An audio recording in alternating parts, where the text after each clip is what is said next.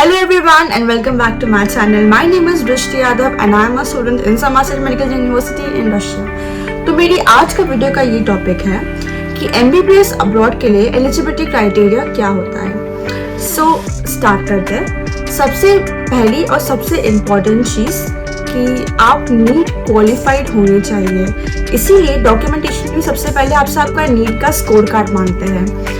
जो qualification marks होते हैं नीट के वो हर साल डिपेंड करते हैं। फॉर एग्जांपल 2022 के अंदर जो भी क्वालिफाइंग मार्क्स थे मैं इधर स्क्रीन पर डाल दूंगी, आप देख के पता कर सकते हैं कि कैटेगरी वाइज क्वालिफाइंग मार्क्स क्या क्या होते हैं एंड क्या क्वालिफाइंग मार्क्स के बेसिस पे आप लोगों को एडमिशन MBBS अब्रॉड में मिलता है। एक और इम्पॉर्टेंट चीज़ कि पहले क्या होता था कि जो नीट क्वालिफाइड है और जो नीट क्वालिफाइड नहीं है वो दोनों लोग ही अब्रॉड में आ सकते थे और उनकी डिग्री इंडिया में वैलिड होती थी।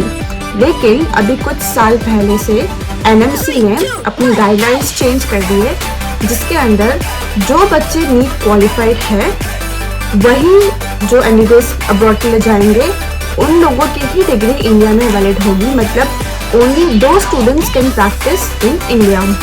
बहुत सारे ऐसे कंसल्टेंसीज होती है जो बच्चों को बोलती है कि नीट क्वालिफिकेशन इम्पोर्टेंट नहीं है, बच्चे आ जाते हैं अब्रॉड में and then after 6 years the degree is not valid.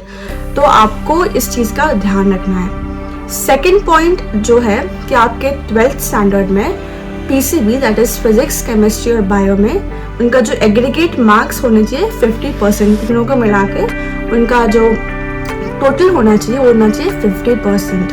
And then third चीज़ है कि आप 17 years और अबव के होने चाहिए, या अगर आप उस एकेडमिक ईयर के 31 दिसंबर से पहले 17 years के हो जाते हैं then it is also fine. Now I want to talk that things you should remember while choosing a good university in Russia। किन चीज़ों का आपको ध्यान रखना चाहिए एक गुड यूनिवर्सिटी चूज करने के लिए रशिया के अंदर, क्योंकि हर एक स्टूडेंट के बहुत सारे क्राइटेरियाज होते हैं एंड मैं आपको जो चीज़ें बताऊंगी आप प्लीज़ एक बार उससे क्रॉस चेक कर लेना। पहली चीज़ ये आपको देखनी है कि आपकी यूनिवर्सिटी NMC की गाइडलाइंस को फॉलो करती है, क्योंकि बहुत सारी मतलब MCI अप्रूव्ड होने चाहिए।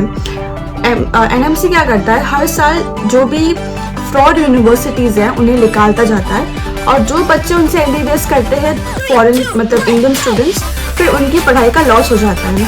तो आपको ये देखना है कि NMC की गाइडलाइंस सारी वो यूनिवर्सिटी फॉलो करें। NMC की गाइडलाइंस क्या मतलब कि उसमें जो कोर्स है वो प्रॉपर इंडिया के बराबर वो कोर्स होना चाहिए, वो कोर्स का मीडियम इंग्लिश होना चाहिए। ऐसी चीज़ें गाइडलाइंस में है जो आपको ध्यान रखनी है।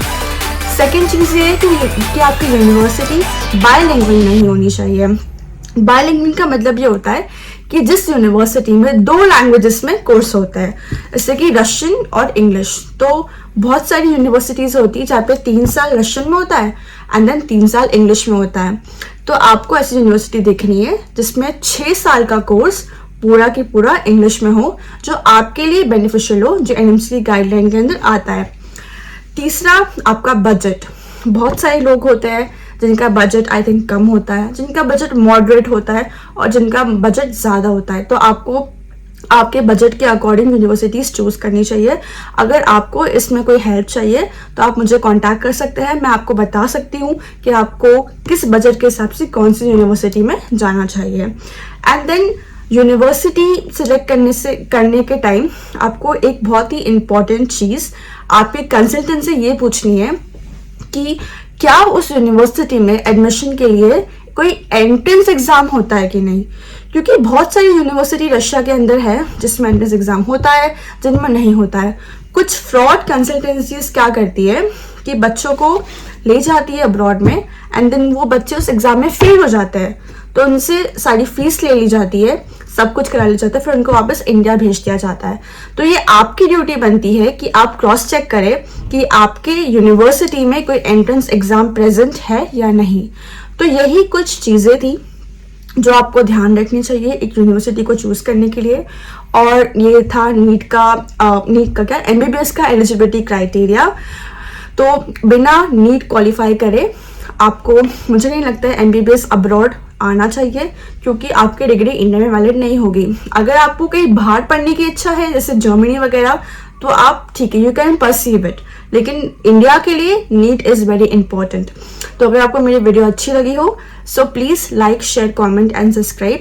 एंड आगे भी मैं बहुत सारी ऐसी इंफॉर्मेटिव वीडियोस लेकर आऊँगी। And if you have any Curie regarding anything, मेरे डिस्क्रिप्शन में मेरा नंबर है, आप मुझसे कॉन्टैक्ट कर सकते हैं। Thank you so much for watching. See you again, bye bye.